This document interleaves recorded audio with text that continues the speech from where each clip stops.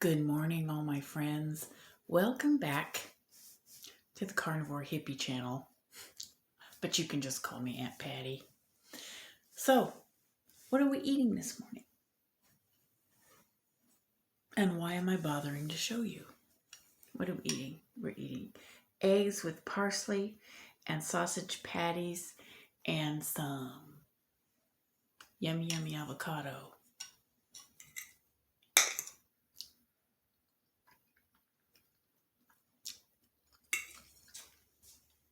So, why am I bothering to show you what I'm eating?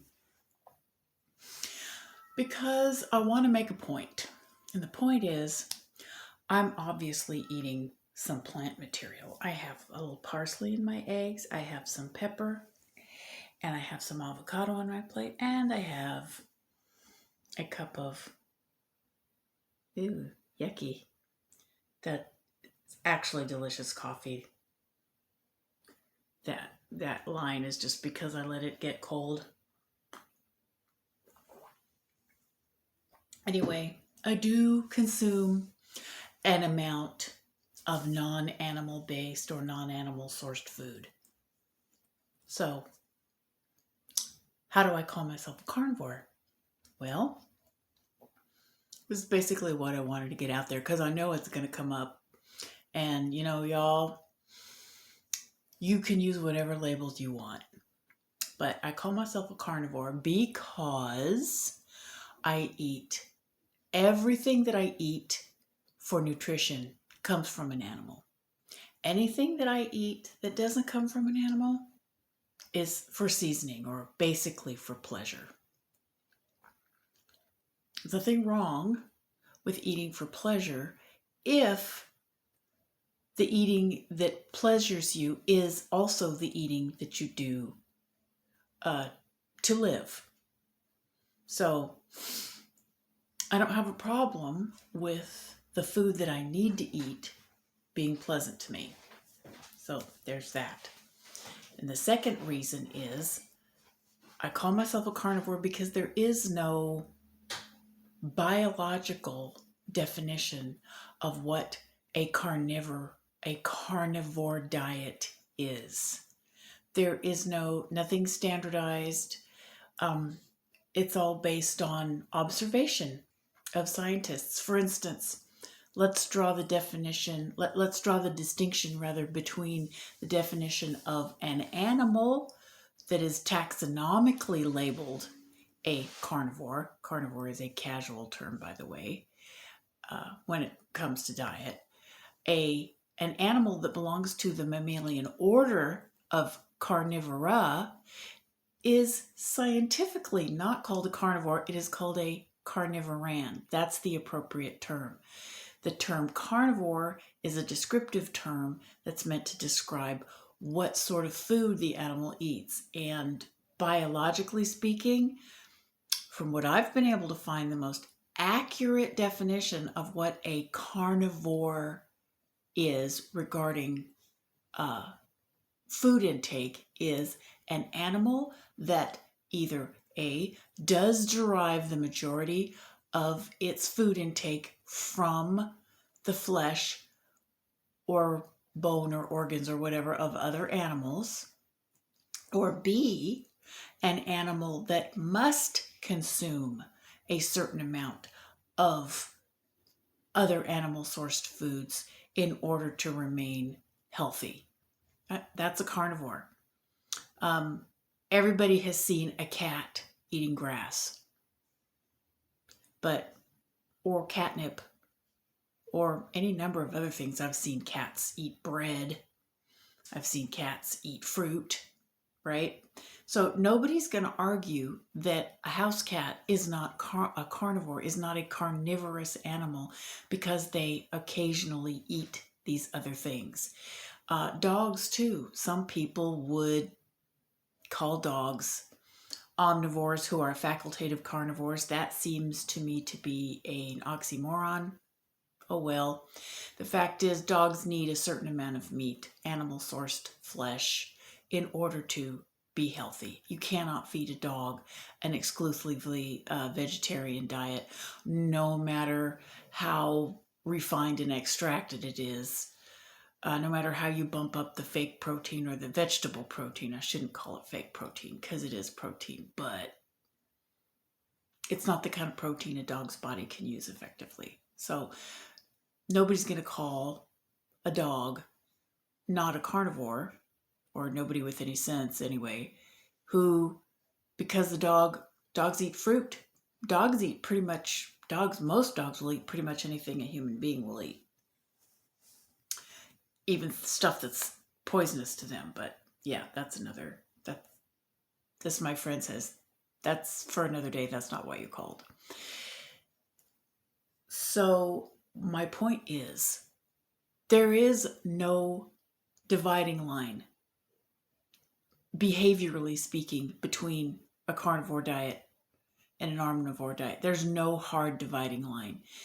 Scientists or biologists are of different opinions as to where the dividing line ought to be, but there's no standardized dividing line. And further to my point is, the word carnivore is a label. It's a label that's meant to give generalized information. There are labels that are intended to give specific information, and those labels are necessarily very specific. For instance, a nutrition label on a piece of food in the grocery store, that's meant to give specific information. Whether it's correct or not is, as I said, that's for another day. But it's meant to give specific information. The label on the front of the can that says tuna fish or green peas or sliced carrots or whatever it is, that's generalized information, okay? Now, with regard to food labeling, it is true that there are laws that you can't put carrots in a can and label it green peas, right? So that's a legal definition. Again, there is no legal definition of the word carnivore. So there's not really any governing body that can tell you whether or not you're a carnivore. You are the governing body that tells you whether or not you're a carnivore. So if you decide that you're a carnivore,